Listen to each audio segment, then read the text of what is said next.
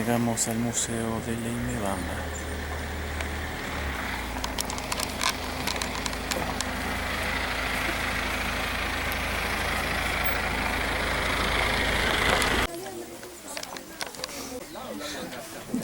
Yo siempre. Adelante. Bueno, gracias. Buen día, gracias. Buen día. Buen día. Buen día. ¿Quién es?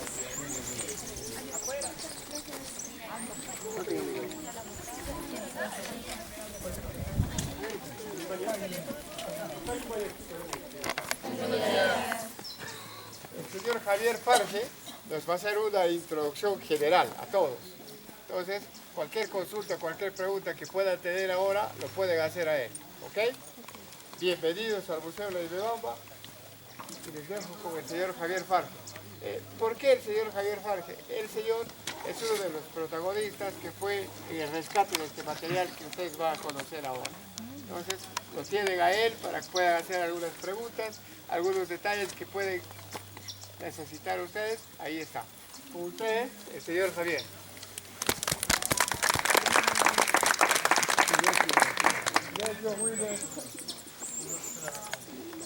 Ya, bien. Buenos días con todos. Mi nombre es Javier Farge. Soy intérprete y me alegra mucho que hayan decidido hacer esta tremenda travesía desde Trujillo. No es fácil. La pista está, a lo menos de Chachapoyas para acá, está como ustedes han visto, difícil. Pero bueno, es el esfuerzo por conocer un poco lo que es nuestro patrimonio cultural y natural. Me gustaría que estemos por lo menos unas 2 o 3 horas acá, porque acá hay mucho que conversar, pero el tiempo es corto y antes les voy a presentar a Josalito, él también es un intérprete.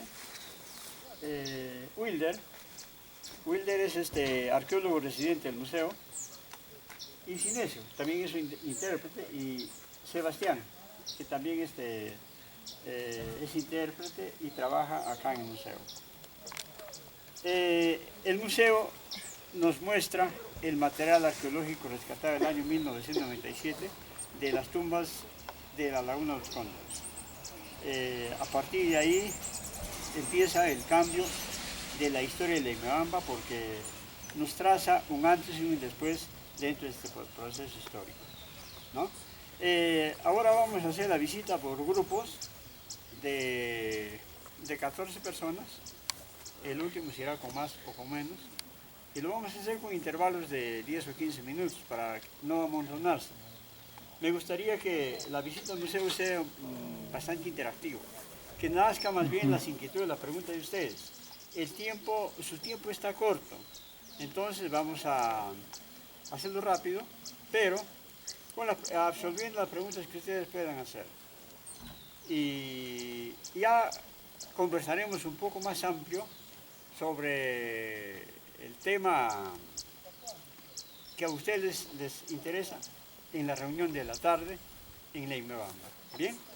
Entonces, sin más preámbulos, dándoles nuevamente la bienvenida, esperando que disfruten de su estadía acá, vamos a formar grupos de 14 personas y van a ir pasando, y los que quedan seguiremos conversando mientras avanzan un poco más.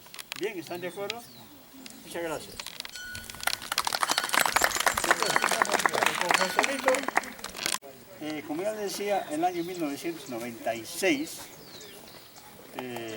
por accidente de un huaqueo, se descubre el sitio arqueológico en Laguna de los Cóndores. Noviembre más o menos. Ya en abril de 1997 hay denuncias sobre este huaqueo. Interviene la policía, interviene la fiscalía, y de esa manera nos enteramos en Leimebamba de este tema. El pueblo se organiza con la intervención de la policía y la fiscalía, y se rescata de las manos de de las personas que estaban haciendo el saqueo se rescata el material, interviene el pueblo y conseguimos que este material se quede en Leimebamba. Porque la idea, de acuerdo a la ley, este material debería ir a un lugar donde haya una oficina descentralizada del Instituto Nacional de Cultura, que era en ese entonces. Y era Chachapoyas el lugar más cercano.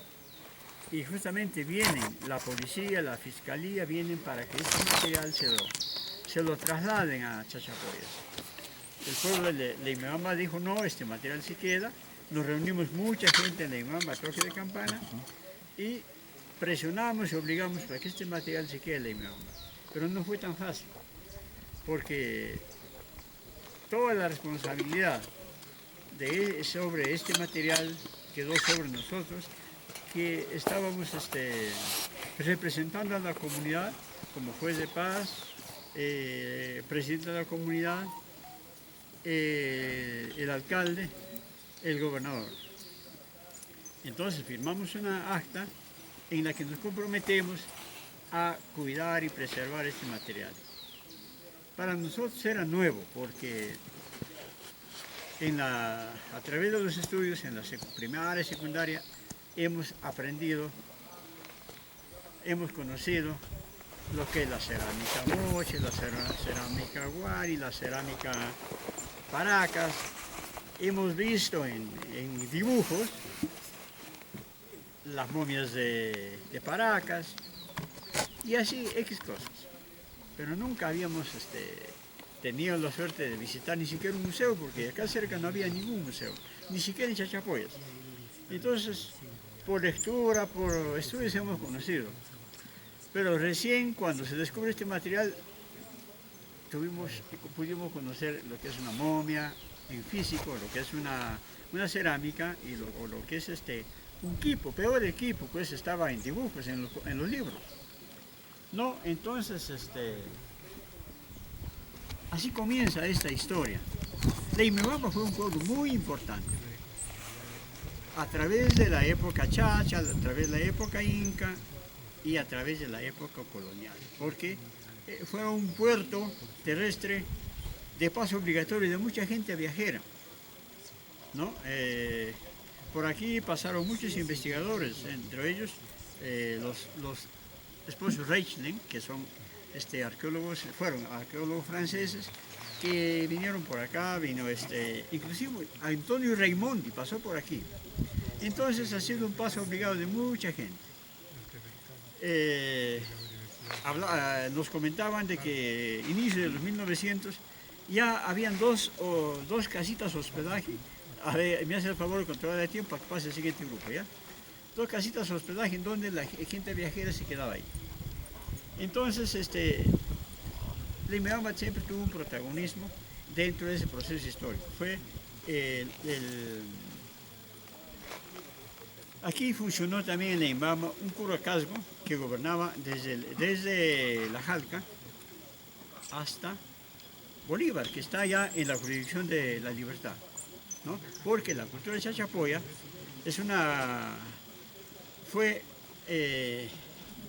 estaba integrado por grupos étnicos que tuvieron su propio gobierno, que tuvieron su autonomía y vivieron así en pueblos.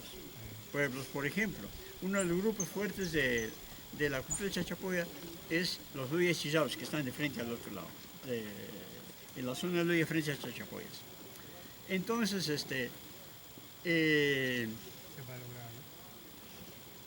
hubieron muchos grupos étnicos que tuvieron sus propias características, inclusive en su iconografía, pero la iconografía que les unía a los Chachapoyas como Chachapoyas fue el rombo, el zigzag y la greca.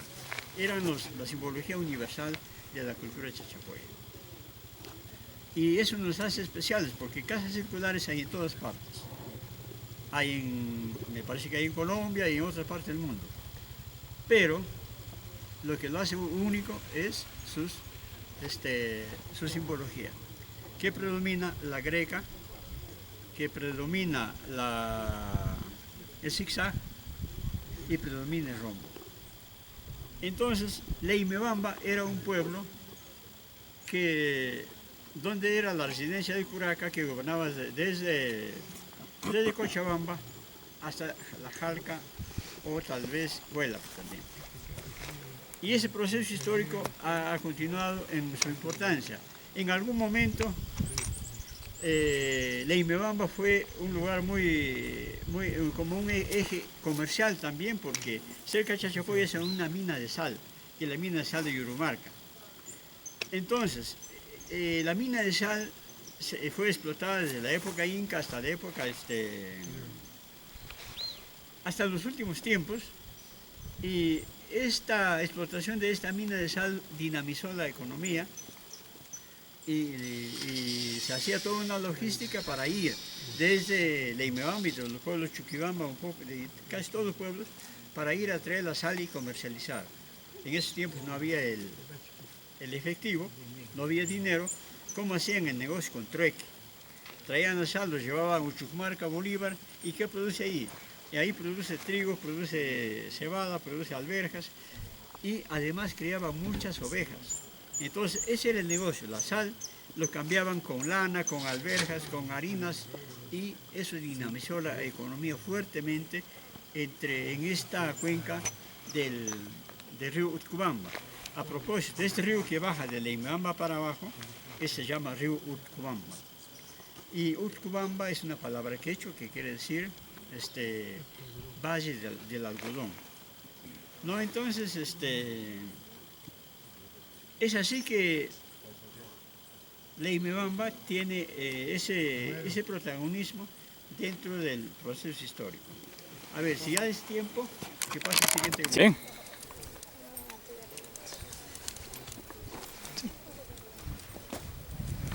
¿De dónde nace el nombre Leimebamba? ¿Cómo? ¿De dónde nace el nombre de la Buena ciudad Leimebamba? El año 1570,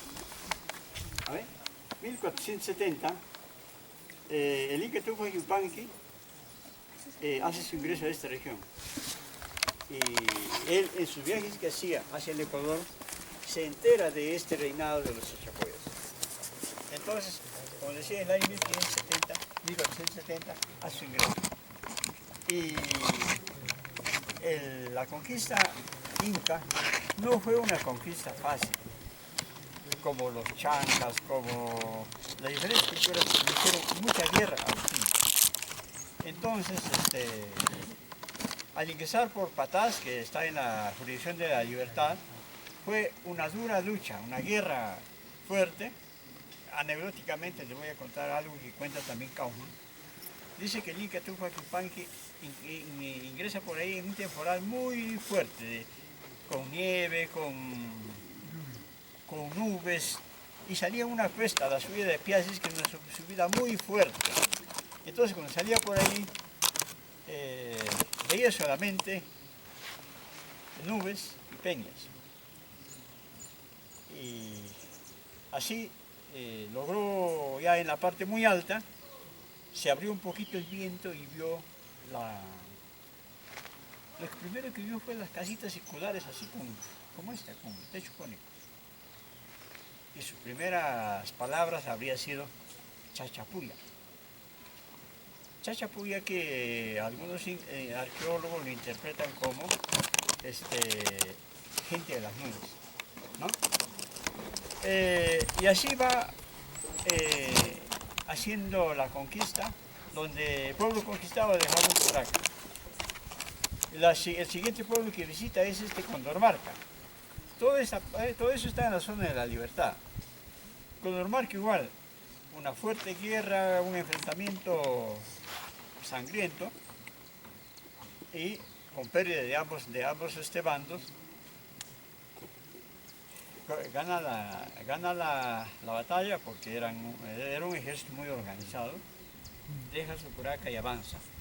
Y así pueblo tras pueblo viene ganando la guerra y llega hasta la zona, a esta zona que no sabemos qué nombre tuvo, porque cuando llega Tupac Yupanqui a esta zona que habría sido un sitio arqueológico que es la Congona,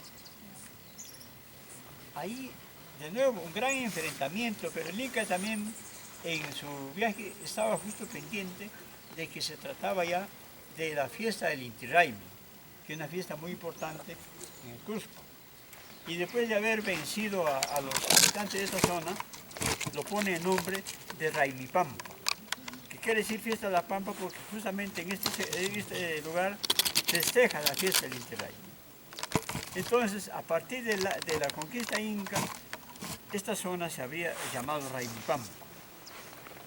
Pero ya el año 1535 llegan los españoles y ahí es cuando ellos le ponen el nombre ya de Raymi Pampa.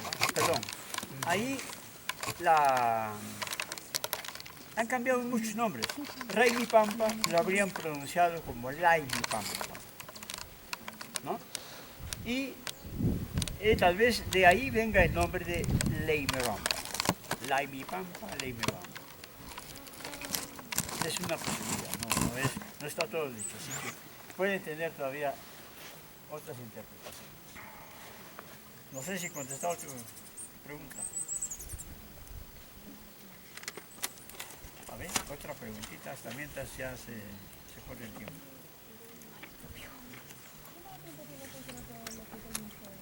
¿Cómo? Ya, el museo se comienza la construcción a partir del año 97-98 y en el año 2000 se inaugura. Entonces ya hemos cumplido el año pasado nuestra boda de oro. Entonces hoy estamos con 26 años. Justamente hemos cumplido el 11 de julio.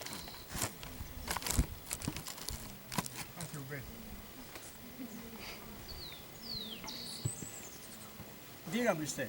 ¿Cómo fue que empezó la gestión luego de los problemas que tuvieron para poder retener las momias y el material recuperado? ¿Cómo fueron los primeros inicios, los primeros pasos que hicieron ustedes como comunidad para poder gestionar todo esto? Bien, lo importante fue que Leimebamba se paró como un solo hombre y dijo: este material se queda. Se queda acá porque es nuestro patrimonio y no vamos a permitir que lo lleven, bajo todas las responsabilidades que nos caiga sobre la conservación de este material. Y el material pasó a la oficina de la municipalidad, al auditorio, y ahí se custodió. Entonces empezaron a venir visitantes extranjeros, porque la primera visita que hicimos al sitio fue con el doctor Peter Lerche, un antropólogo alemán que vive en Chachapoyas ya por más de 40 años. Entonces, con ellos comenzamos, él hizo la primera filmación y esa filmación al parecer lo piratearon porque él viajó a Alemania a ver si puede encontrar financiamiento y apareció en la prensa. Entonces así es como se conoce este sitio. Y venían investigadores, vinieron los de San Marcos con Daniel Morales para hacer una prospección y hacer un proyecto. Vino Kaufman Doy también, visitó con PROM Perú, también para hacer un proyecto. Pero dentro de esas visitas también llegó Centro Malqui, la doctora Guillén, con Adriana Bonhagen, que Dios goce en paz descanse. Y nos visitaron también otros investigadores como el Gato Paredes, un arqueólogo cusqueño, con Joel Myers, un antropólogo norteamericano que estaba haciendo estudios de ADN en esta zona. Es así que nos orientan, nos dicen, se organizó en Leimebamba una oficina de patrimonio y atendíamos a la gente que venía y ahí nos decían estos señores, el doctor Paredes nos decía: este material es muy muy importante, así es que ustedes manéjenlo con mucho cuidado. Van a venir gente de toda la área. Y nos dijo todavía así como una profecía, ¿no? Tengan mucho cuidado, van a haber problemas, van a haber enfrentamientos y no se confíen mucho de Kaufman, es muy peligroso. Ajá. Pues pasó el tiempo, vino Kaufman, nos pintó flores, vino la doctora Guillén, con ellas hicimos el primer registro ya técnico del material que se había incautado. Lo propusimos que nos hiciera ojalá pudiera hacer el proyecto. Dijo: vamos a ver. Se fueron y regresaron ya con un proyecto elaborado. Le ayudó mucho a ella para iniciar con el proyecto un documental que hizo Viviana Melzi, que hizo el primer viaje, los llevamos la primera vez. Entonces, así comienza. Pero, ¿qué fue importante aquí para que este proyecto camine como museo comunitario? Es que la comunidad participó. Organizado las instituciones, participó, y los demás lo cuento en la Casa de la Cultura. Perfecto. Muy bien. Bien, yo creo que el siguiente grupo puede ir pasando. Siguiente grupo, siguiente grupo. Ya van avanzando.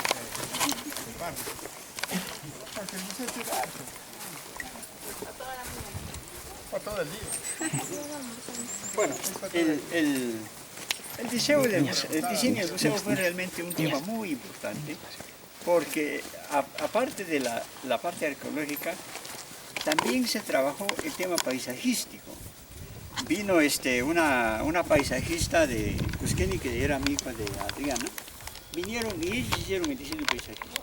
Se trató de diseñar el museo con la parte de jardinería, tratando de que los jardines tengan una armonía con la parte exterior. Así es que si nosotros visitamos la parte de jardines, también tiene su encanto, porque todas son plantas nativas. Sí, entonces eso queremos ver. Además, en esta parte, de aquí para abajo, es su hábitat de una especie de picador, que es el cola de espátula. Ese vive acá en Riobamba. Entonces, a él le gusta, por ejemplo, el néctar de esta plantita que se llama romero. El néctar de otro arbolito que hay por ahí que se llama duraznillo. Entonces, es el ave, es un colibrí muy bonito que tiene las colas como unas pompitas así. Seguramente lo han visto en algún Muy famoso, sí. video. Claro. Sí, sí. Es endémico de acá. Ajá.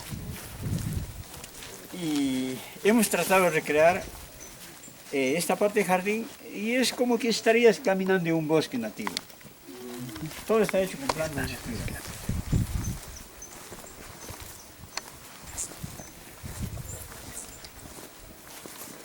También estamos aquí cerca a un área de conservación, la más grande área de conservación privada comunal del Perú, que es la ACP de los Chinchos, que está a esta parte.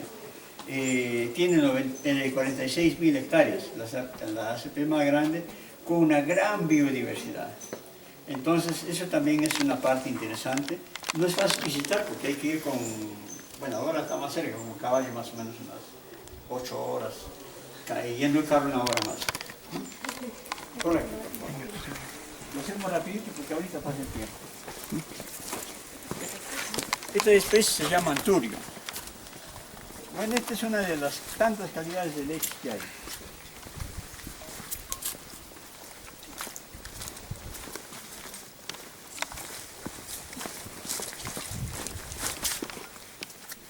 Y como verán ustedes, es muy...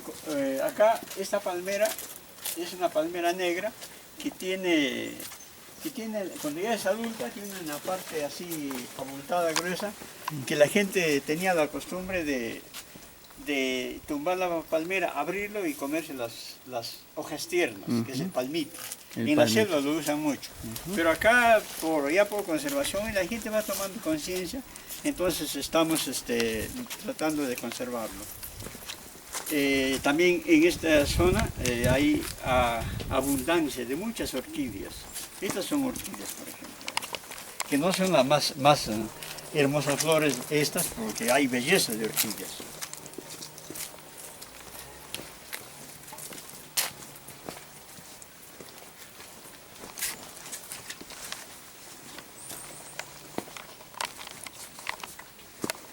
Esta es otra variedad de esquila. Esta es otra variedad. Hay un montón de variedades de orquídeas. Esta ya está en fruto.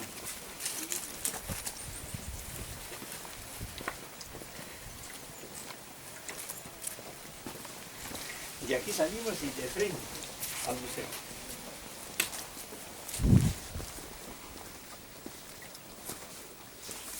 Y acá hay un arbolito. Este árbol es el árbol de la quina. Es el árbol símbolo del reino vegetal del Perú. Está en el escudo, ¿no? La cinchona. Ha habido muchos árboles, pero como es buena madera y además lo usan mucho la corteza para tomar. Cuando estaba en la época del COVID, lo tomaban mucho esto macerado en aguardiente.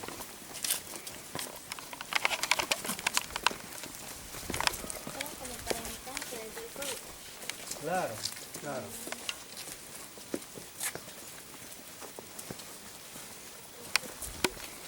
Entonces, este es un paseíto que no está en Itinerario. ¿cómo se llama? Un recorrido, itinerario. No está en lo que la gente quiere ver. Ajá. Esto ya es como algo, Un algo bonus. especial. Un bono más.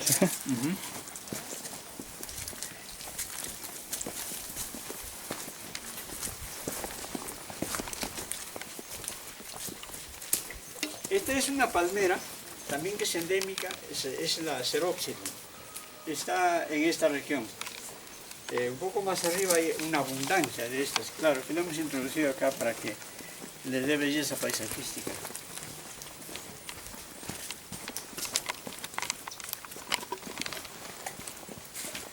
Acá hay una orquídea que está en plena flor, ¿eh? Esta es una variedad que se llama Oncidium. Hay varias especies de estas, pero es hermosa también, ¿eh? Y se huele el aroma, creo.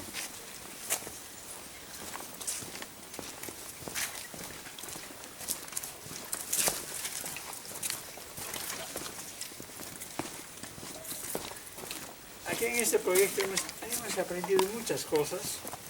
Por ejemplo, acá no tenemos nosotros una red de desagüe. Entonces hemos tenido que, bueno, con los profesionales, hacer los tanques sépticos. Todas nuestras desagües van a un tanque séptico, un gran tanque séptico. Biodigestor. Y bueno, este pueblo se está repoblando. Abajo conversaremos algo más en la reunión que vamos a tener en la tarde.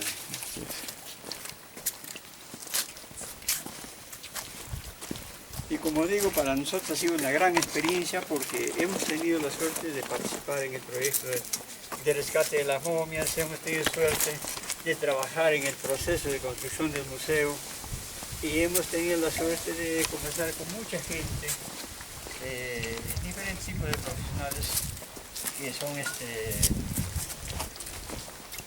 que han trabajado acá en el museo.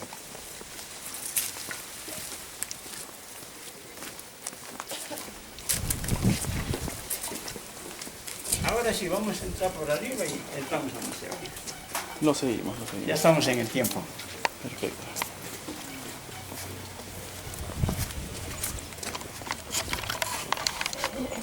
Este es un frejol gigante. Se llama Pajuro o Lope. Es un frejol. Se hace una conserva con leche riquísima de esta planta.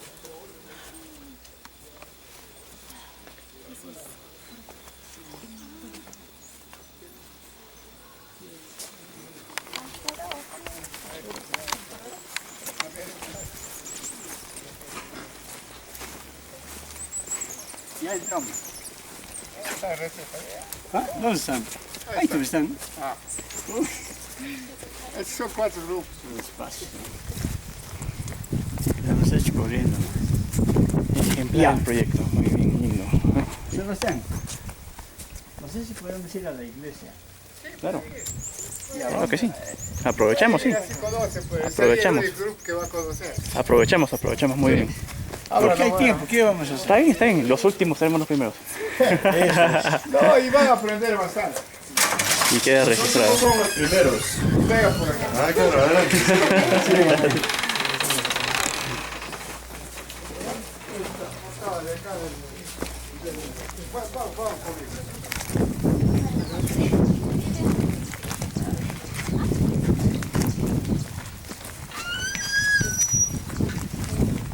Esta es la Casa Malti. Al inicio, esta casa tuvo la función de ser el centro de investigación científica. residencia de los arqueólogos, pero con la necesidad de hacerlo sostenible este proyecto, esta casa ahora es un hotel. Qué bien, qué bien. Es muy bonito. Allá. Vaya, cara. Pasen, chicos, pasen.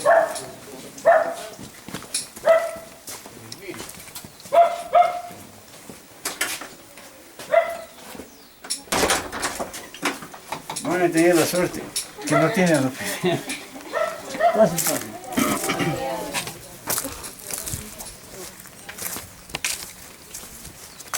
¿Cuál es su propiedad de la doctora Sonia? ¿Por qué les traigo acá? Porque, Voy a dejar abierto. porque cuando viene la conquista inca, más o menos en los años 1720, 30 por ahí, un cura, que es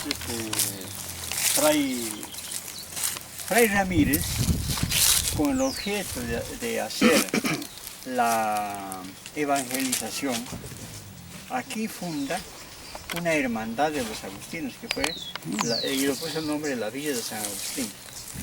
Y aquí se instala la primera hermandad de los sacerdotes agustinos. Y para iniciar ese trabajo de evangelización, construyen acá una iglesia. Y aquí comienza la evangelización, ¿no? Entonces la ruina de esa iglesia está aquí. Justamente esta chacra estaba en venta. Pero como quiera que hay un patrimonio cultural que es la iglesia, no podían venderlo al precio que querían. Y la doctora dijo, bueno, yo los compro porque quisiéramos que se preserve la iglesia. De esa manera es que se compra este terreno y gracias a Dios está cercamos. Es parte también de una visita. Excelente, excelente. Tienen varios recursos para poder articular un valor único. Le da sentido todo. Y dice que aquí había un convento de las monjas que estaba allá, hay una filada ahí estaba el convento y acá fue la iglesia de los curas.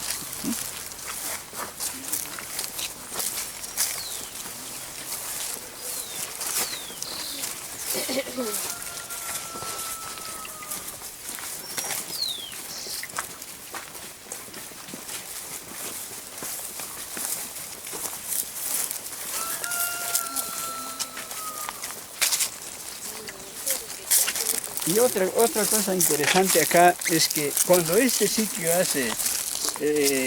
iniciamos el proyecto del museo, todo esto estaba peladito, no había plantas, no había árboles. Porque sembraban papas, trigo, maíz. Y para la agricultura, pues los árboles un poco que atajan, ¿no? Entonces se compra el terreno para el museo, que también fue un proceso.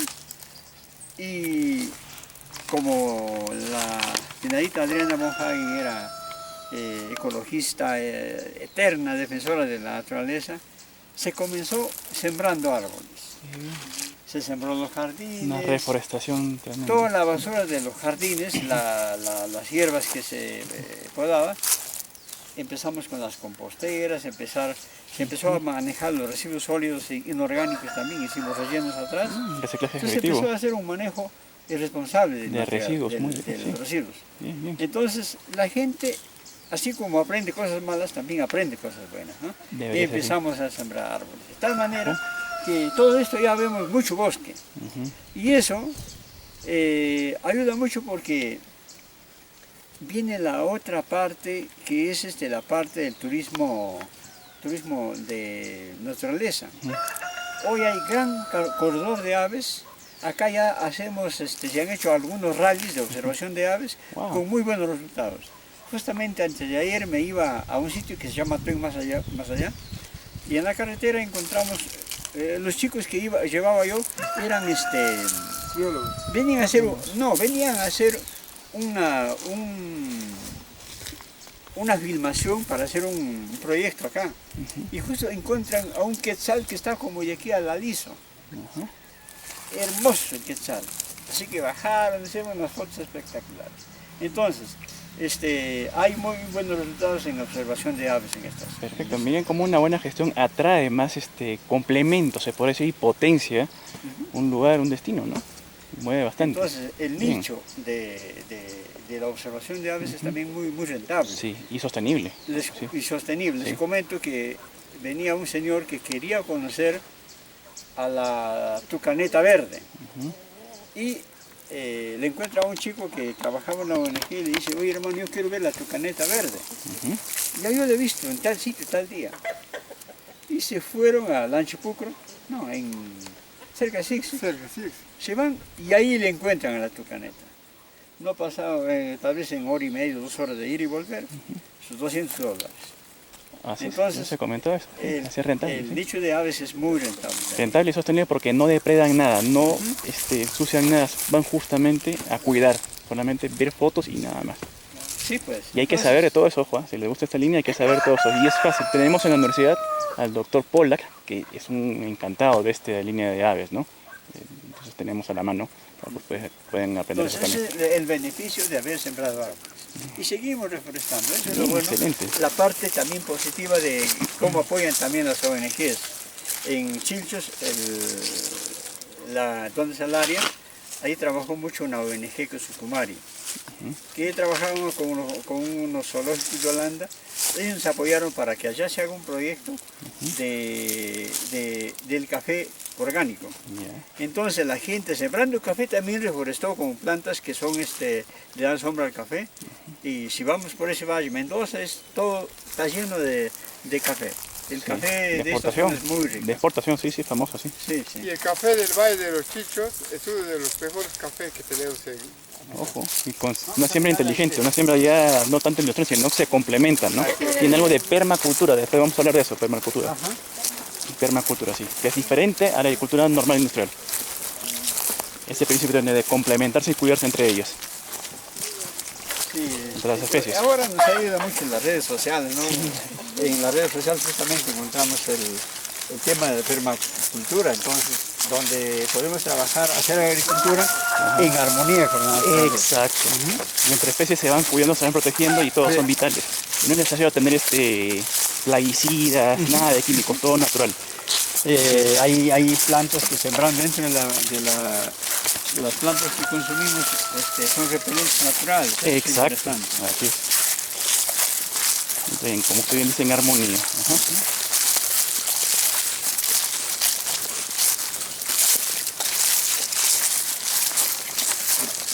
Cuidado con los alambres de púas por aquí, por este camino de acá.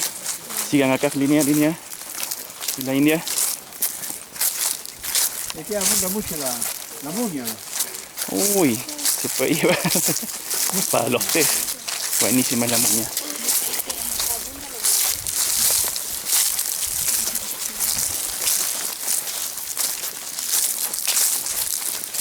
Esta es la ruina de la iglesia, del templo católico.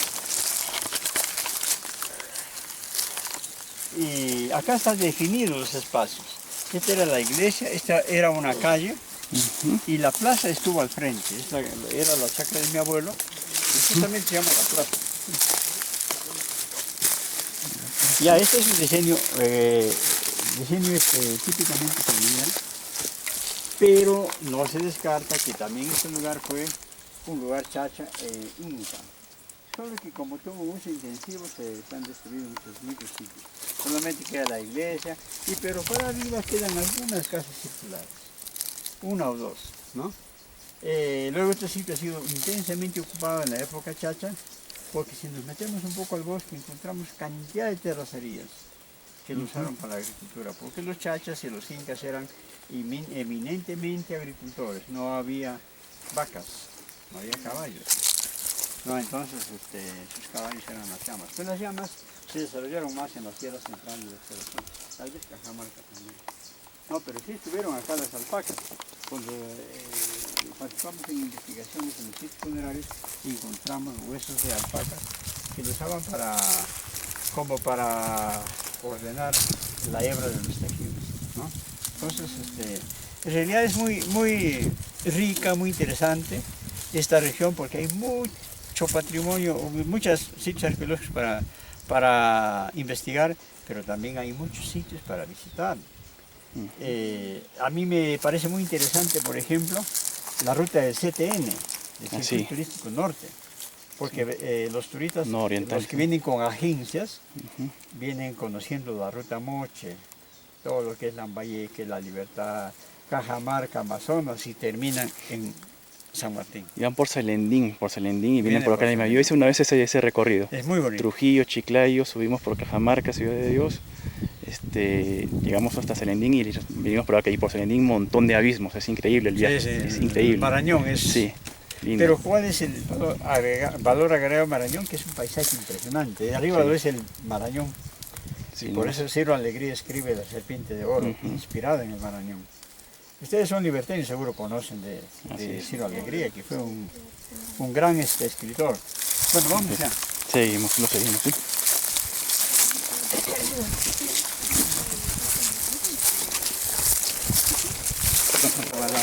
Esta es una sacristía aquí. Ahí está otra más.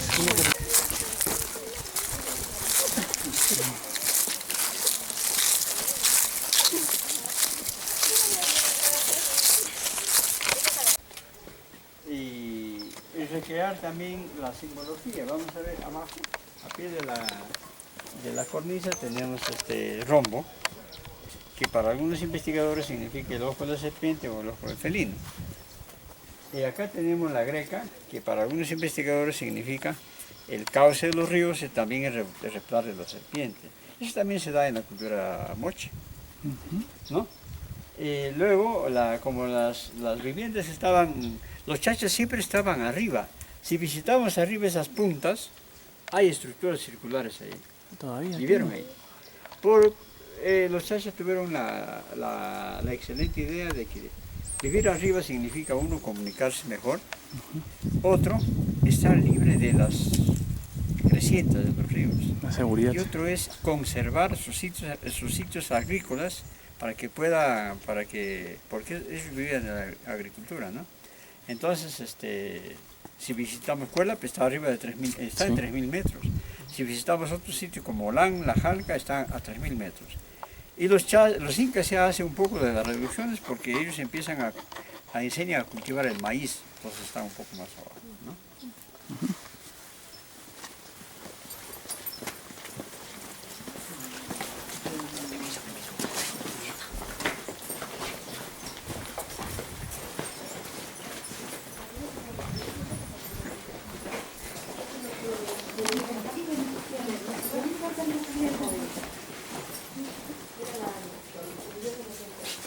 Esta es, como decía, una réplica de una casa chacha. Pero esta es una casita, réplica de una casita que hay en La Congona, que es un sitio arqueológico acá cerca, en donde encontramos esa hornacina.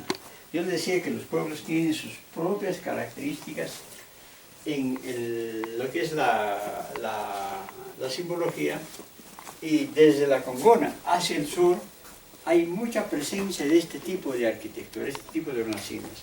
Las casas chachas no tuvieron ventanas, tuvieron este tipo de hornacinas, pero la distribución de la casa era esta parte de la cocina, en donde estaba el fogón, y cuando hacían fuego, el humo que salía, eso lo hacía impermeable a la paja, y el techo duraba muchos años, ¿no? Pero también aquí estaba el batán, que servía para moler sus granos, sus comidas. Estaba el fogón, pero también estaba el lugar de los cuyes. El cuy es un animal que fue utilizado en la dieta alimenticia en toda la cultura andina. Desde el sur hasta el norte y de este a oeste estaba ahí el cuy, era parte de su dieta, ¿no? Entonces, lamentablemente no hay electricidad para ver los documentales, porque aquí se pasa también el descubrimiento de la laguna. Vamos a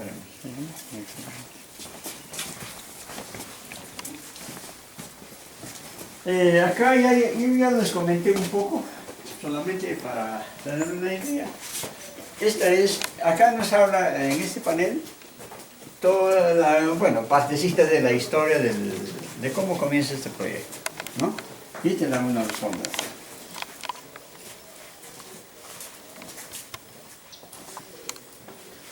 Y aquí nos detalla un poco de cómo trabajamos, lo que era su pregunta, cómo comenzó este proyecto, ¿no? Cuando se dio ya el proyecto para el museo, nos sentamos a discutir con las autoridades cómo hacerlo, ¿no?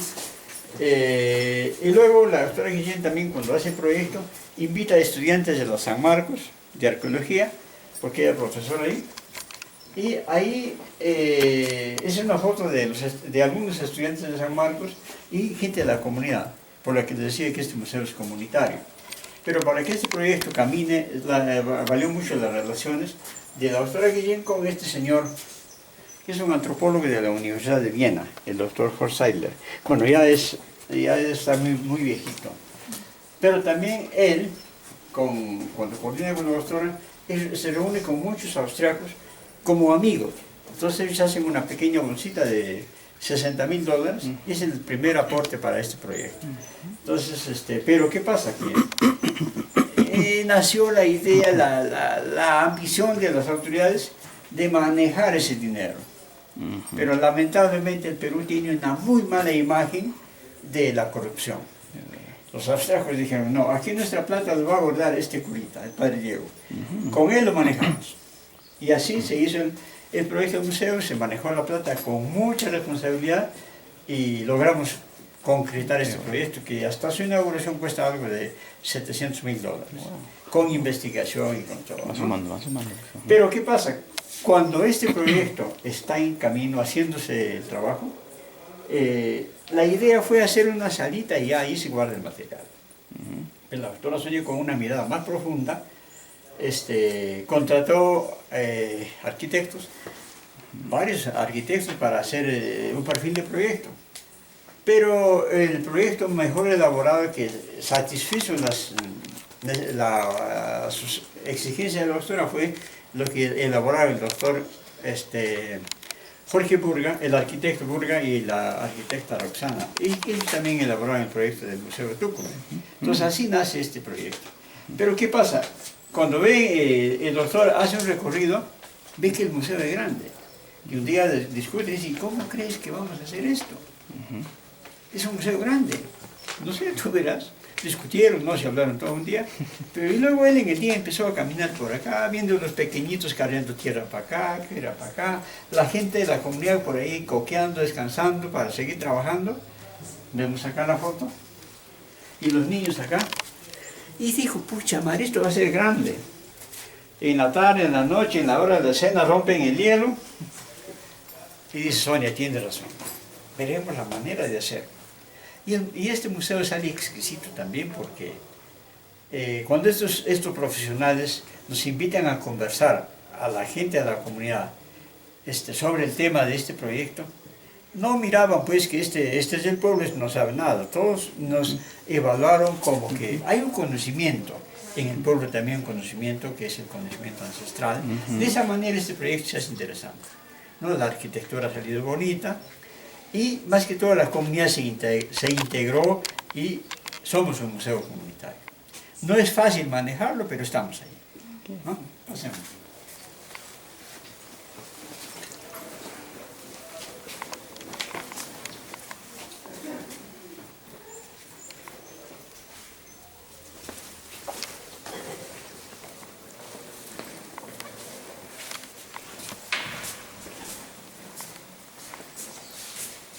Bien,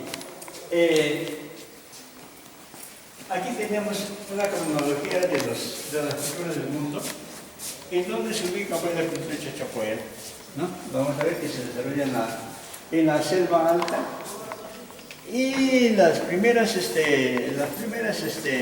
investigaciones nos dan de 500 años después de Cristo, pero hay investigaciones que ya, digamos, nos dan luces de que hubo una ocupación antes de Cristo también, ¿no? Entonces,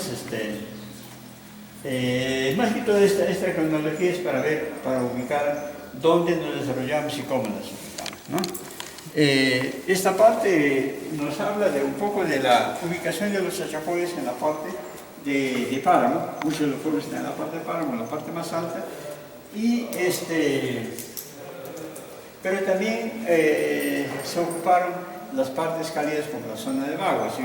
Los chachapoyas se extienden desde Patás, que está en La Libertad, hasta la parte norte de Bagua. Entonces fue un gran espacio de desarrollo cultural. A partir de acá vamos a ver, esta es Laguna de los Cóndores, casi la forma de un hígado. Es interesante porque acá estuvo el pueblo, el sitio funerario allá, pero también otra pequeña laguna acá, que es Laguna de Quinticocha.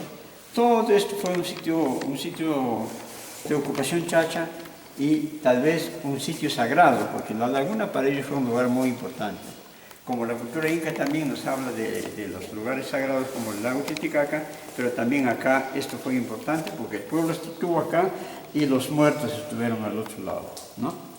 Fue un milagro en la arqueología poder encontrar momias en este lugar, porque es un lugar demasiado húmedo, pero aún así han escogido los lugares más secos para poder guardar las momias y que están en muy buenas condiciones. Y acá tenemos otra idealización de cómo habría sido el pueblo de Laguna de los Cóndores. Tenemos las casas cónicas con sus techos de paja, pero también acá ya vemos algo que rompe esto, las casas cuadrangulares. La arquitectura inca se caracteriza por tener ese estilo de construcción. Bien, entonces los incas, lo bueno es que ellos no destruyeron a los pueblos conquistados, se integraron y enseñaron y aprendieron con los pueblos conquistados, ¿no? Esa es la característica interesante de los incas. Bueno, a partir de aquí quiero que salgan preguntas, les veo muy callados. El museo en un principio nos muestra el material de la Laguna de los Cóndores, pero desde la nueva museografía estamos intentando de que el museo sea parte del contexto histórico de Chachapoyas. Pues ahora, a partir de esta nueva museografía, vamos a ver en este museo la presencia de los Luya Chillaos, de los Corobamba, la presencia de diferentes pueblos que se desarrollaron en el siguiente siglo. De los Chilchos. Como yo decía, había muchas etnias que tuvieron sus propios gobiernos y quedan algunos nombres. Por ejemplo, el Valle de los Chilchos es un valle que está ubicado hacia la parte este, y este madero lo encontraron justamente acá, en una cueva. Se llama la Cueva de los Gavilanes. Le encontraron los campesinos y lo bajaron a su casa. Y en su casa, pues, el doctor Piteler, que ya les hablé, viajó para esa zona y encontró el madero en la casa. Y tuvo miedo que lo vayan a leñar. Y le dijo, hermano, te voy a comprar este madero, lo cuido. Lo tuvieron ahí un tiempo, luego lo pasaron a la municipalidad de Chilchos. Pero ahí la humedad todo lo estaba comiendo, los insectos al madera. Y ya el museo estaba en construcción. Y le dijo, me gustaría que este madero los lleven a la Imebamba, porque ahí lo van a conservar. La comunidad se dividió, lo van a conservar. La comunidad se dividió, unos dijeron sí, otros no. Y al final decidieron traerse, el grupo que estaba por decir, traerlo a la cuenta robando el madero. Y de esa manera es que está acá en el museo y acá ya se hace la preservación. Disculpenme. Estoy en el museo, hermano, un ratito, ¿ya? Ya. Entonces, este madero nos muestra algo interesante. Si ustedes ven las figuras que están talladas acá vemos un personaje que está tocando un mantar, ¿no es cierto? Y que un antiguo que visitó el museo, que era estudiante de la universidad, creo, nos dijo, este madero puede explicarnos que los chachas eran gente alegre, gente trabajadora, pero cuando esta gente está en guerra, es posible de matar, asesinar y llevar como trofeo la cabeza de sus enemigos. Y justamente este personaje está afiatado con un tocado de guerra. Y acá vemos que es esta réplica a un personaje que está cargando una cabeza, ¿no? Si visitamos un sitio arqueológico en la Petaca, ahí también vamos a ver a un hombre que está agarrando dos cráneos que está goteando la sangre, ¿no? Eso nos demuestra que los chachas eran guerreros y capaces de hacer cualquier cosa. Ya. Pero acá tenemos ¿qué ven ustedes? A ver, para despertarse hasta que dormir bien.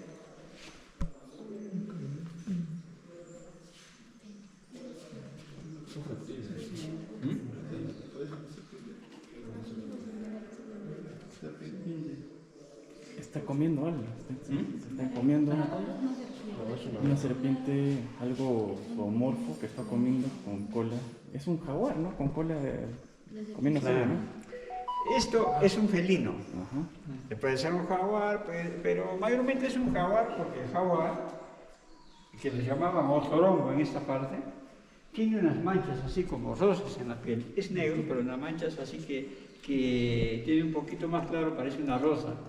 Entonces, este animal, hasta los años 70, todavía estaba en Chilchos. Es un gran depredador. Si se tumba una vaca lo come con todo y huesos, ¿no? Pero ¿qué nos dice? Este jaguar representa un protector de los cultivos, de la agricultura, de los Chilchos. Este es un roedor. Puede ser una chosca, puede ser un picuro, que hace perjuicio, se come la yuca, se come la racacha, se come los productos. Entonces, lo está protegiendo, ¿no? Además, el jaguar o el felino está dentro de la cosmovisión de los chachapoyas.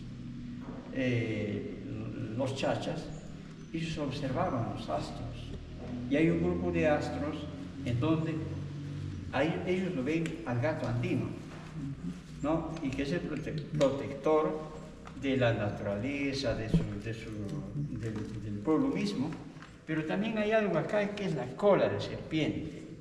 La serpiente, en Chilchos y en los valles calientes, hay una serpiente que es en la selva le dicen la boa. Pero en Chilchos y en los otros valles calientes hay una especie de boa pequeña que se come a la víbora, se come las ratas, se come los insectos. Entonces, esta boa protege al hombre mismo, porque la víbora es peligrosísima. Si nos pica, nos mata. Pero esta se devora a las víboras. Entonces, tal vez por eso también lo consideraron como parte de sus divinidades, ¿no? Bueno, más o menos eso es lo que nos explica este mareo. Listo, a partir de aquí me preguntan, por favor. Y a partir de acá ya vamos a ver lo que hicieron los chachas. Cómo vivieron. Acá vemos, por ejemplo, lo que usaron en su vida diaria, sus artefactos. Pero eso no se perdió con el tiempo. Así se ha seguido usando hasta nuestros días.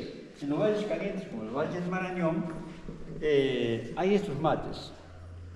Pero también hicieron sus batallitas, sus platos de cerámica, o que es una muestra, pero también se siguen haciendo las cestas o canastas, ¿no?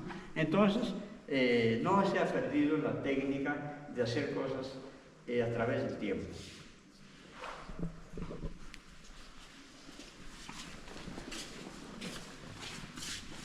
Ya, hoy sí, observen y me van haciendo algunas preguntas.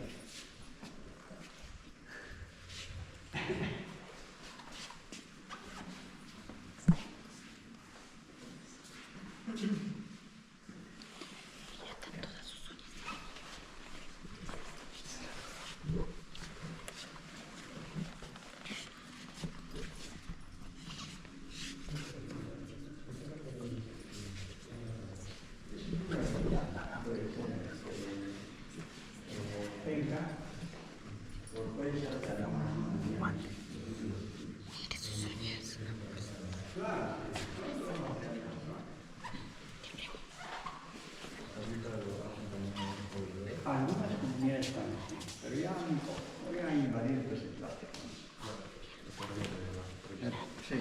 Pero sí, algunas comunidades todavía lo están haciendo.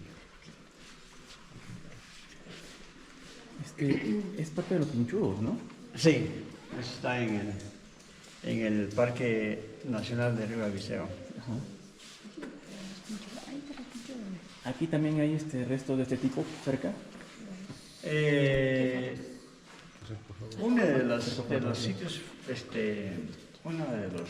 sitios étnicos en donde se desarrolló este estilo funerario es la zona de Luya Lama, de los Luya Chillaos. Ellos hicieron sus entierros en sarcófagos. Son muy especiales, no hay más dentro del espacio de los chachapoyas, solamente ahí. Pero también hay diversidad y diferencia entre un pueblo y otro, porque es un desarrollo cultural parecido al actual, con las provincias, los pueblos principales, los pueblos más pequeños hasta los más pequeños, ¿no? Entonces cada cual tenía un estilo. Este es uno y este es otro, ese es otro, y falta aquí el tigre, que tienen alguna diferencia en su elaboración. Entonces eso es muy propio de los Luyes Chillaos. Son sarcófagos y lo que en esta parte sur se ha hecho son chulpos, ¿no? Bueno, acá tenemos algunos artefactos. Los tres también fueron buenos tejedores. Ahí tenemos el filo del algodón. Este es un artefacto que se llama solo, lo usaron para cargar.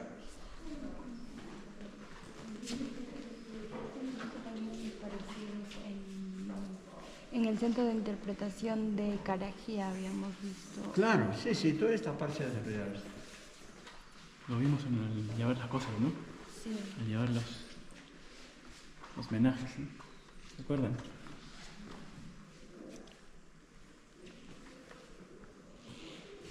¿El de acá qué es? Es una faja.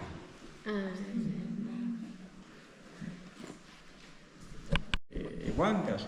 Es que ahora con la carretera han perdido un poco. Antes de Chachapoyas venían a vender en Chachapoyas y venían a vender en Hierbabuena, que es un mercadito abajo. Sí, lo acabamos de ver por ahí. Ahí vendían sus cosas. Y yo he conocido todavía a la gente que no cambiaba con dinero.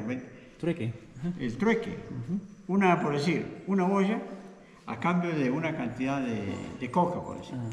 O de maíz, o de frijol, o de papa. Y eso fue una tradición que vino desde muy atrás. Ahorita lo tienen en Caguá, sí lo tienen en Caguá, en el norte, en una zona quechua todavía, que hablan quechua todos. Terrañaje al fondo. Claro, seguramente. Sí. Se lo usaban en la frente, dicen, ¿no? A la espalda y la frente, ¿no? A la espalda y a la frente.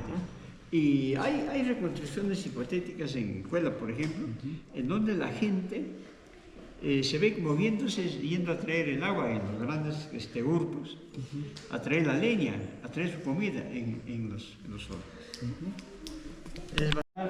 Este es Pinchudos. Desde Uchucmarca, en realidad de Atuén, un poquito más atrás, toda esa parte es jurisdicción de la Libertad. Lo que es Uchucmarca, Bolívar, Condormarca, Piaz, Patás, toda esa parte ya pertenece ahora a Bolívar, perdón, a la Libertad. Y ahí está el gran sitio arqueológico de Pinchudos. No, Bolívar es la última parte de la Libertad. Ahora, esta es la sala Chachapoya Inca.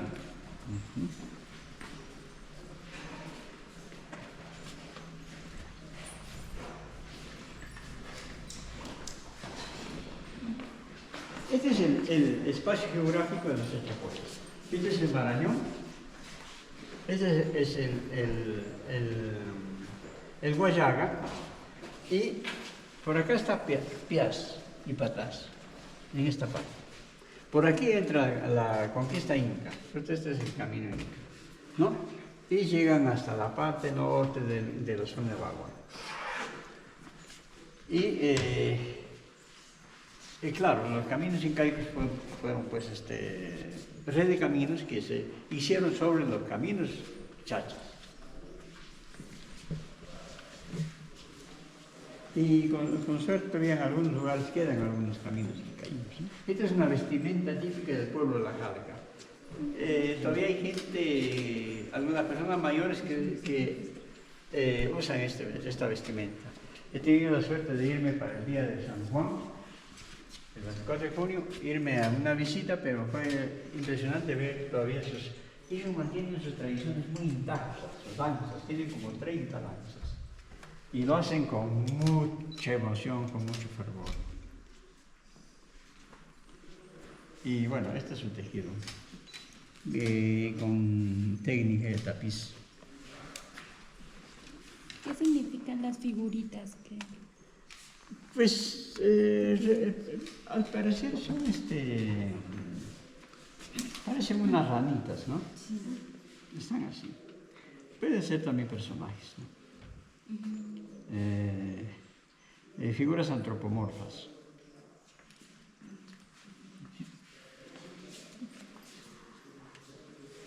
Y de acá cerca está el sitio arqueológico de Cochabamba. Cochabamba fue el centro político administrativo de los incas. Desde ahí administraron hacia el norte y hacia el sur. Entonces, poco que queda es esta portada. Lamentablemente, para hacer la Iglesia Católica han reutilizado muchas piedras. Queda muy poco ahí. Sincretismo cultural, ¿no? Pero algo queda. El trabajo hay que hacer muy fino, muy elaborado. Detalle, sí. Sí. No sé.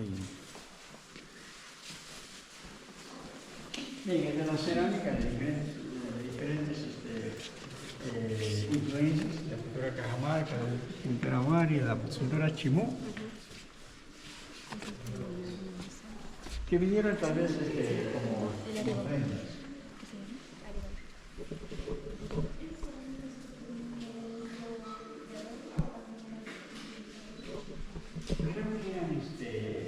Eran adornos. Y estos collares pueden encontrar también con las momias. Estos pueden encontrar también con las momias. Claro. Esos son los quipos. Los quipos, ¿no? Los quipos. Ah, quipos. Quipu camayo. Entonces, los quipos, quipo es la palabra quechua que quiere decir nudo. A ver, por aquí, jóvenes.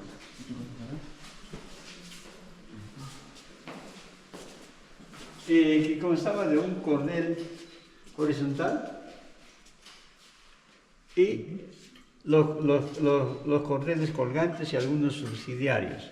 Pero el quipu era un instrumento para contar. Si miramos acá, hay la muestra de un nudo, perdón, de un cordel colgante, en donde nos muestra la forma como hacían para contar. Este era en el orden de las unidades, orden de las decenas y orden de las centenas. Y cada nudo, en el caso de las unidades, significaba una unidad. Y acá tenemos 3 unidades. Acá tenemos una decena y acá una centena. Si lo sumamos todo, tenemos 100, 110, 113 unidades. ¿No? No sabemos qué nos dicen todos los equipos. Tenemos una colección de 32 equipos. Pero Blas Valera, que fue un cronista chachapoyano, nació en Levanto, y él fue sacerdote, y él nos habla de los capas quipos, o quipos sagrados, que fueron elaborados con símbolos, y que nos hablaban de las historias, de sus mitos, sus leyendas de los incas, ¿no? Lamentablemente se ha perdido la información porque los españoles no hicieron un registro de estos quipos. Sin embargo, hay investigadores en el mundo como el doctor Gary Hurton, que es este señor ya mayor. Él es un gran investigador que vive en Estados Unidos. Ellos están haciendo un estudio comparativo de los quipos con los archivos de Sevilla y seguramente van a tener buenos resultados. Han escrito algún libro, alguno de los libros, en donde ya se puede tener alguna información sobre los quipos, ¿no? Como les decía, hay 32 quipos, que es una de las colecciones más grandes encontradas en contexto arqueológico. Hay equipos en el mundo, hay un montón de equipos en el mundo, pero vienen de diferentes lugares. ¿Y por qué es importante un material arqueológico? Cuando se encuentra en su contexto, porque es parte de esa historia. Porque si ya lo encontramos solito, no sabemos qué nos dice. No se puede entender todo. O sea, no se entiende todo, sí. Pierde la historia de contexto, ¿no? Entonces, por eso es importante encontrar el material en una tumba. Nos hubiera gustado encontrar pues las tumbas así selladitas, qué lindo hubiera sido. Pero primero llega el huaquero. Y eso ha pasado también en Moche. La Huaca Rajada, estaban saqueándolo por un lado y otro, y menos mal que Walter Alba intervino con apoyo del Estado, de la policía. Es así como comienzan a investigar. No fue descubierta, fue denunciada. Y cuando fue denunciada, lógicamente. Hubo un enfrentamiento fuerte con los huaqueros. El doctor Alba trabajaba amenazado y trabajó con resguardo policial, ¿no? Y en La Laguna también fue una denuncia por la que se hizo público esto, ¿no? Entonces, algo hay con suerte todavía.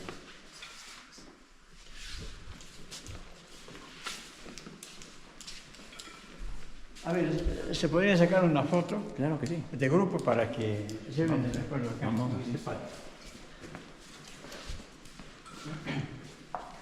Está cansadita. El viaje es largo. Ay, chicos. Ya, yo les tomo una foto. Pasen. No hay luz acá para acá, ¿no? No sé, gatos. La concha no.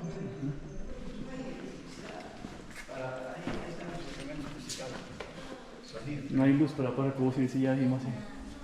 Bueno, estos paneles nos hablan de las momias en el mundo, el de allá en nuestro mundo.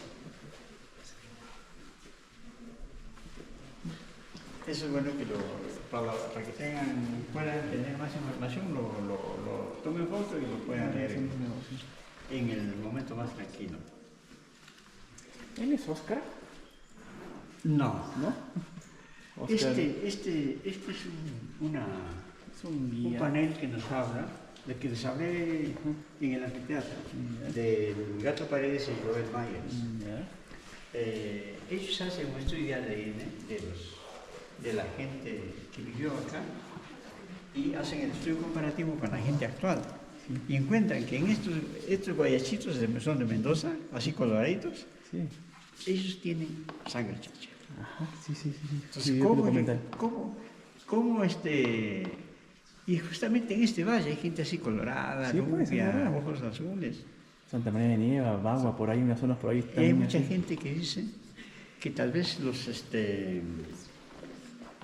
vikingos habían entrado por el Amazonas, porque eran los más grandes navegantes, y hayan escalado hasta la parte más alta, ¿no?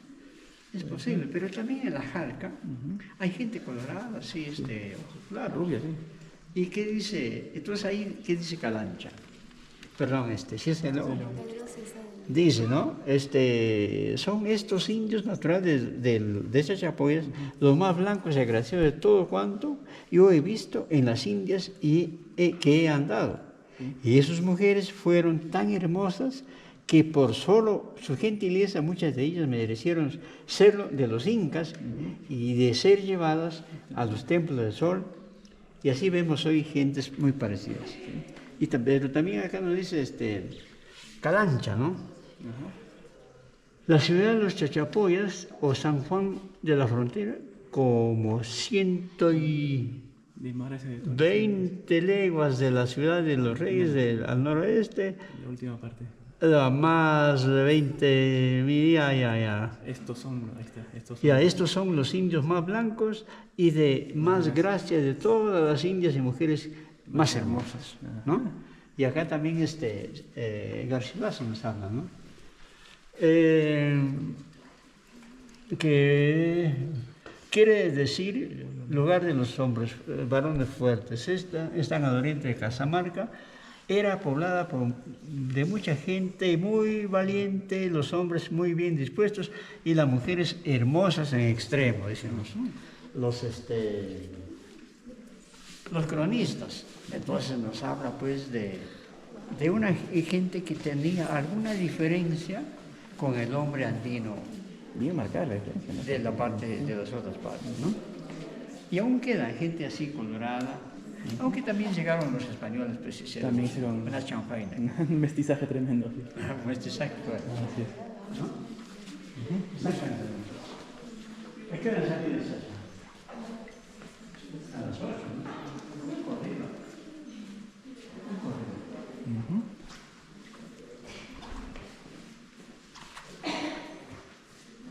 A ver, vamos a la sala de momento. Seguimos conversando. Claro que sí.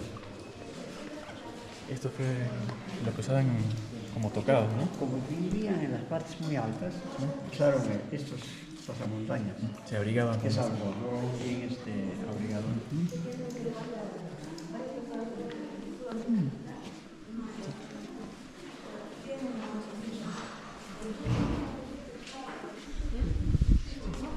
Chico, por acá, venga por acá.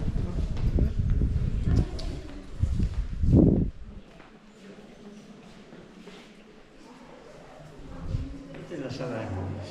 Que vengan los chicos. Chicos, vengan.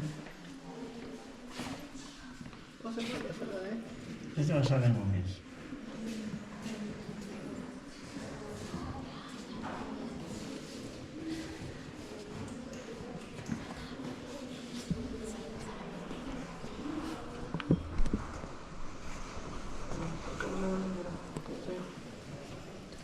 Está con temperatura especial ahí, ¿no? Bien, esta es la sala de momias. Acá tenemos una colección de 219 momias. Y la momificación viene a partir de la conquista inca. El sitio funerario donde se encontraron habría sido un sitio funerario para la gente de una élite especial de los incas, ¿no? El proceso de momificación era un proceso que tenía un periodo más o menos de 30 o 60 días. Comenzaba con la esvisceración, sacaba la víscera de los hombres y las mujeres, de la mujer por la vagina y del varón por el ano, y luego se sometía a un tratamiento a base de plantas aromáticas para evitar la descomposición y que se madure el cuerpo, ¿no? Y luego tenía un proceso de deshidratación en todo ese periodo y al final hacían el paquete funerario que siempre estaba en posición flexional o posición fetal y finalmente los llevaban al sitio funerario utilizando estos ataúdes. Dentro de esos hay momias, ¿no? Entonces parece que estos ataúdes eran reutilizados. Dejaban en el lugar a la momia y luego lo regresaban a la casa. Entonces era todo un proceso. Y las momias eran muy veneradas en diferentes épocas del año. Y esa tradición no se ha perdido.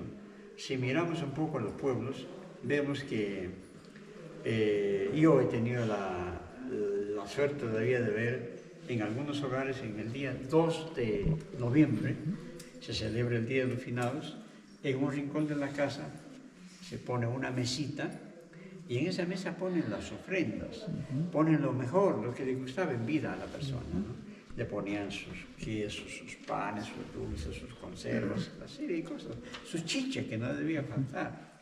Y no faltaba un palomilla que cuando ya dormían los que ponían las ofrendas, se metían y se comían. Volvía la abuelita en la mañana, ¡ay, ha venido mi viejito a comer!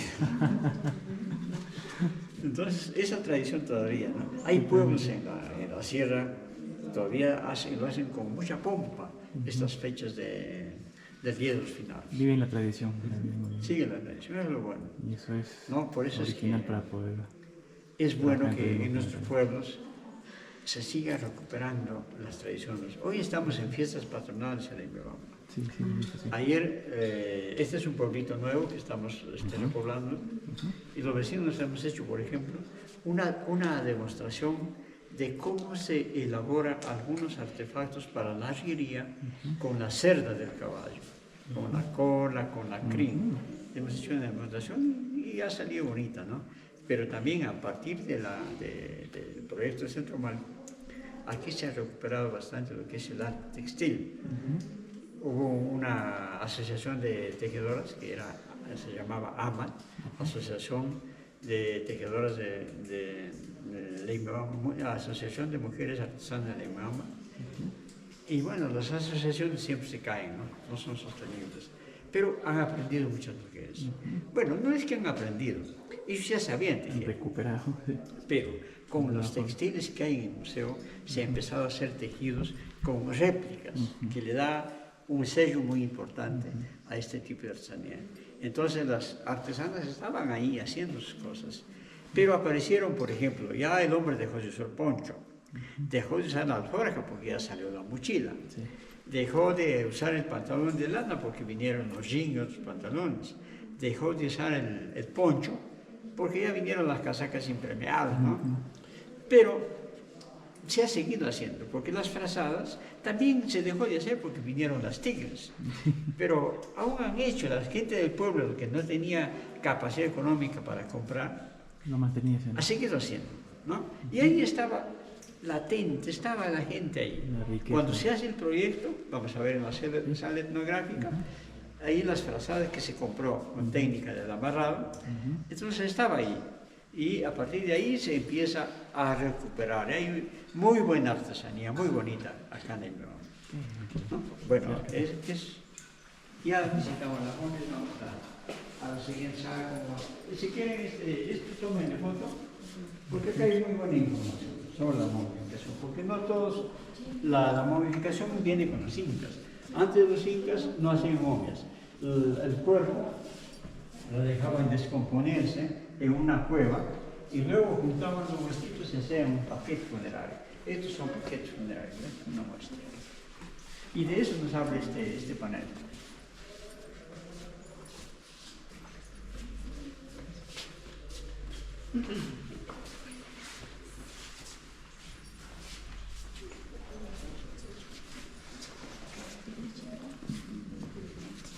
Ya, esta parte.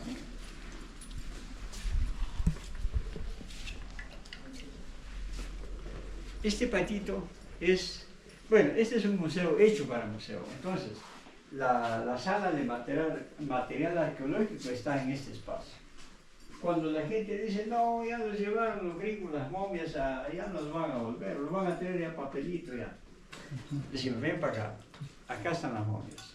Porque se han llevado las colecciones a Japón, a Austria, se ha llevado a la China, porque eso nos ayuda también para la sostenibilidad. Bueno, o sea, para hacer investigaciones, porque hay más, mejor tecnología. Entonces sale en la colección y con eso nos ayudan a conservar. Es un viaje itinerante por varias partes del mundo y va recolectando científicos que quieren apoyar y también fondos. Manda turistas. Exacto, se hace famoso, sí. Entonces, son los embajadores de las momias. Entonces, eso está ahí. De esa forma se trabajó el Museo de Tumbas Reales. Viajó el señor de Zipán y fue trayendo un montón de ingenieros, de arqueólogos, tecnología de Japón y fondos de varios países. Y se hizo el tercer museo del mundo, el mejor museo de los 10 mejores del mundo, el Museo de Tumbas Reales. Y es una réplica de las chulpas.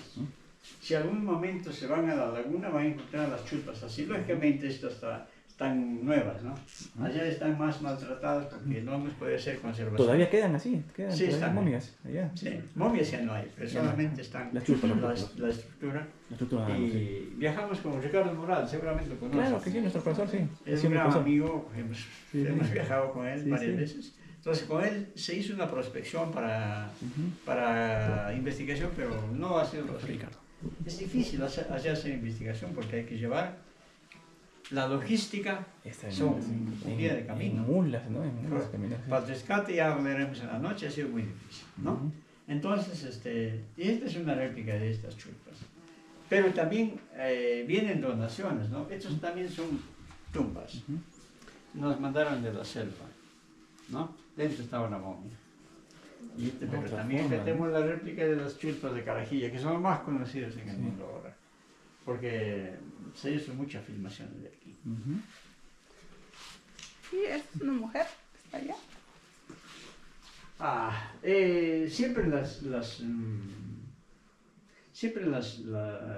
fardos estaban decorados con una carita. Posiblemente sea de una mujer, de un hombre, porque yo creo que cuando hicieron la momia, lo pusieron también un madero. ¿Han visto los maderos en la pared? Sí. Ese madero lo pusieron supuestamente sobre de la momia. Es como ahora ponemos una lápida en el cementerio. Para identificar. Acá están los restos de Fernando. Posiblemente haya sido esa representación, ¿no? La iconografía que tienen, ¿no? O la forma de tejido, justamente la pregunta complementando, ¿representa si es hombre, mujer, niño? ¿Algo? No, si posiblemente. Por ejemplo, en este caso, acá representa el varón. ¿Ya? Y acá representa la mujer.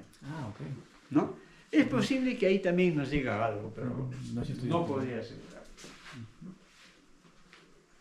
Muy bien, muy bien.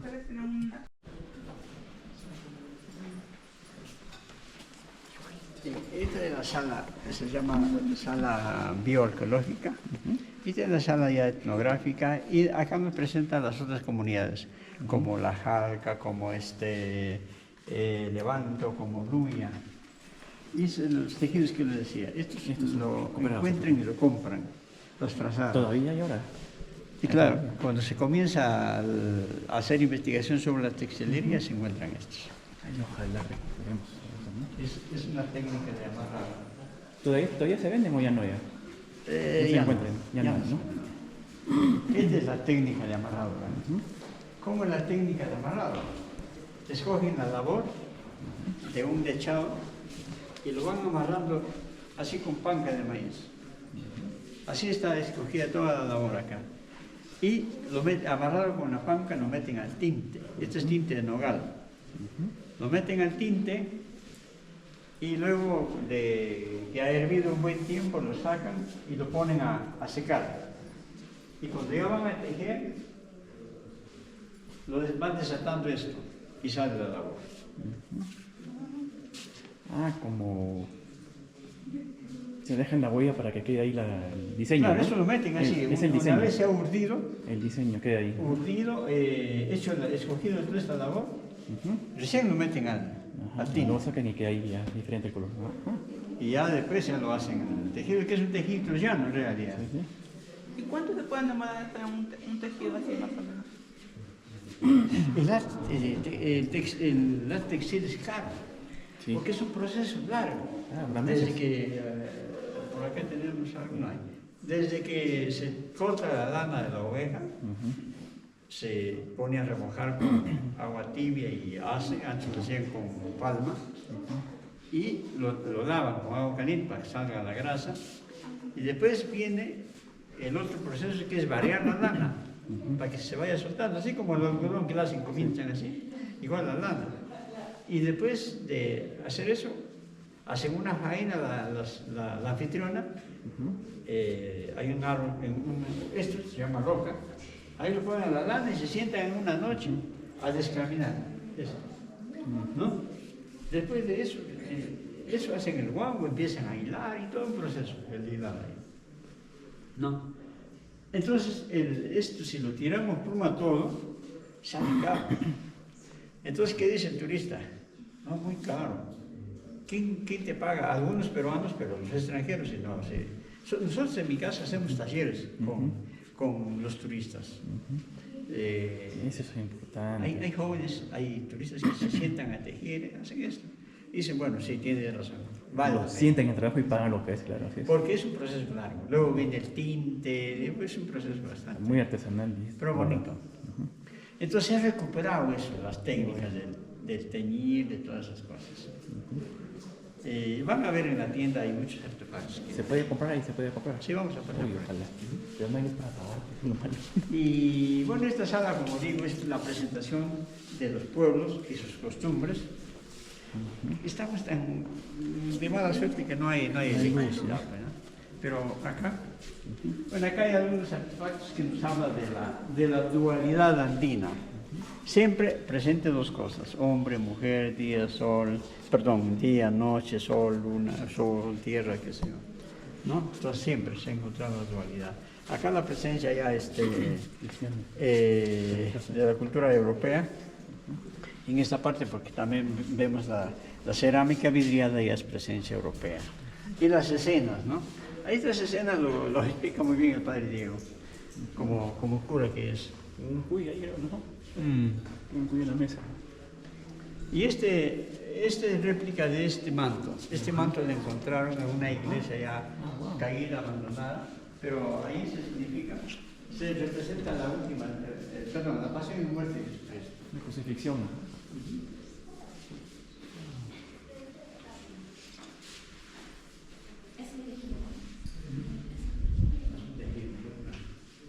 Seguramente son paños. Y este es el Valle del Urcuamo. En este contexto se desarrolla la cultura chachapoya.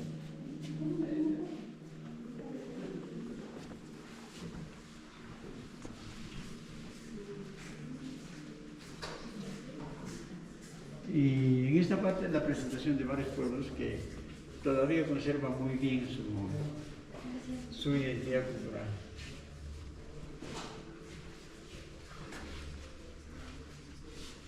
Así es Amazonas, un territorio muy rugoso, muy rocoso, muy difícil. Y ahí vivieron los chachas y fue difícil la conquista inca porque Cusco, Puno, las sierras centrales son bastante planas. Pero acá pues tenían que sudar la gota a gota para subir esas fronteras. Y había sitios muy estratégicos, pasos estrechos en donde si no conoces, pues no puedes ingresar.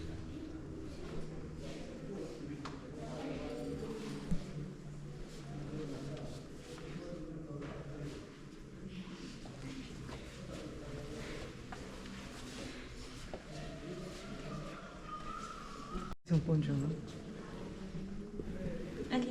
Este es un osito. Y ya en la época ya moderna, como había caña de azúcar, empezaron a hacer los alambiques para elaborar el trago. Entonces el alambique consta de una paila grande, encima hay una madera que le llaman buitrón, ahí se sienta esto. Y se calienta, ¿no? Entonces debajo está la candela, hierve el agua, el aguardiente, perdón, el guarapo, y sale por aquí un tubo. Sí.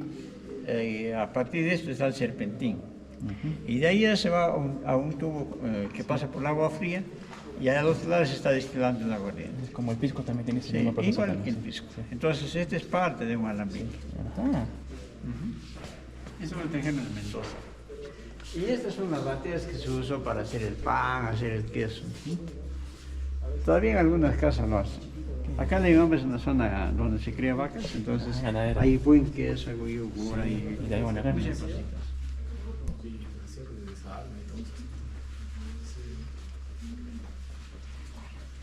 Casi muchos terminados.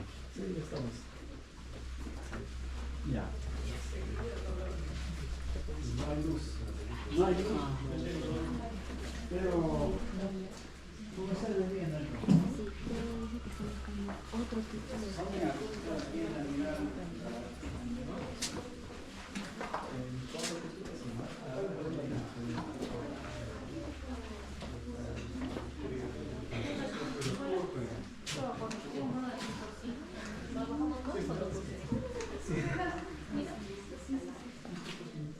Aquí ya podemos hacer las compras, ¿no? Las compras, sí. ¿Sí? Aquí Se también puede. con los bueno. diferentes trabajos de las diferentes acciones de cada zona. Para comprar y vender no necesitamos Los-